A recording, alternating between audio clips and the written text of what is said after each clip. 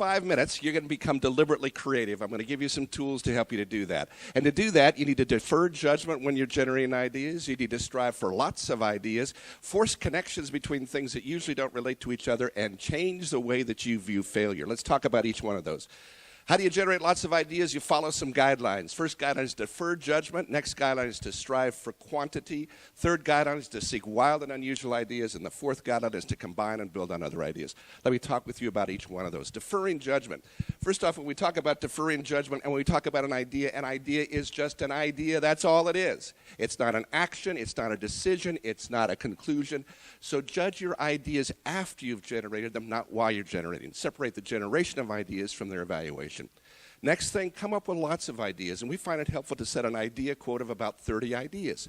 What you'll find when you're generating ideas, the first third, the first 10 or so, those are the usual ideas. The second third are the kind of the unusual and the silly ideas, and then the pay dirt comes when you get about 30 ideas or more. That's where the new innovations begin to happen. Make connections. Stephen King said, good story ideas seem to come quite literally from nowhere. Two previously unrelated ideas come together to make something new under the sun, and we're going to do that right now. So we're going to make an improvement on a product. And the product is something you're all very familiar with, a suitcase. So I need you to hear from you. How might you improve a suitcase? What are all the ideas you have for improving a suitcase? What do we got?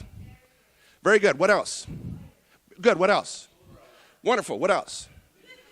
Excellent. What else?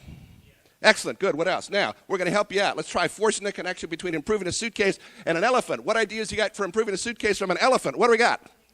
Make it stronger. Good. Large. Good. What else?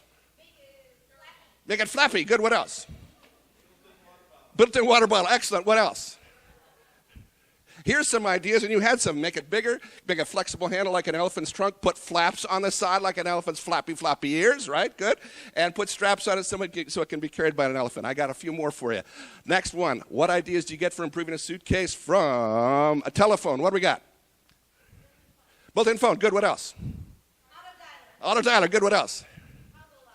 A combo lock. Good. What else? A wireless suitcase. Fabulous. Good. What else? Pay for what you use in the suitcase. Good. What else? All right. What ideas might you get for improving a suitcase from a bowl of fruit? Talk to me about that. What's that? Wine. Absolutely. Good. What else? Soft and squishy. Good. What else? A refrigerator. Good. What else? A biodegradable suitcase. Okay. Last one. What ideas do you get for improving a suitcase from a sports car? What do we got? A beautiful suitcase. What else? What's that? Yeah, motorized wheels. Yeah, wheels, motorized. Okay, here's an idea that's out there on the market, even right now, a scooter suitcase.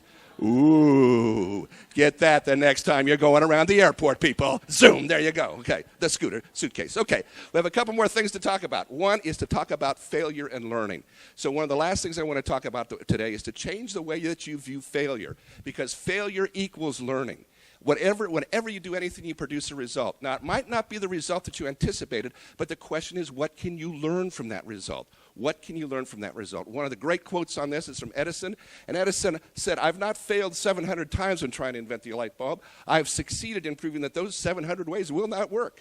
When I've eliminated the ways that will not work, I will find the way that will work. What a great attitude, right? Now we're going to play a little game called Name the Inventor. So, who invented the Voyager aircraft that went around the world on one tank of gas? Also, who invented Spaceship One, the first privately funded manned flight to go into space? Who invented it? Crickets, I hear. I hear crickets, right? Well, I'm going to give you another hint, okay? Who invented, or who is the founder of scaled composites?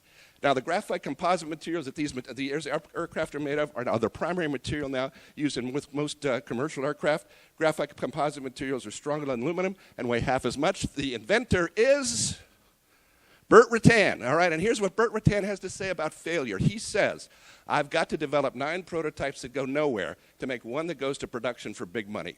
Only the place that tolerates failure gives rise to the thinking that results in success. So, change your thinking. You know that expression, trial and error?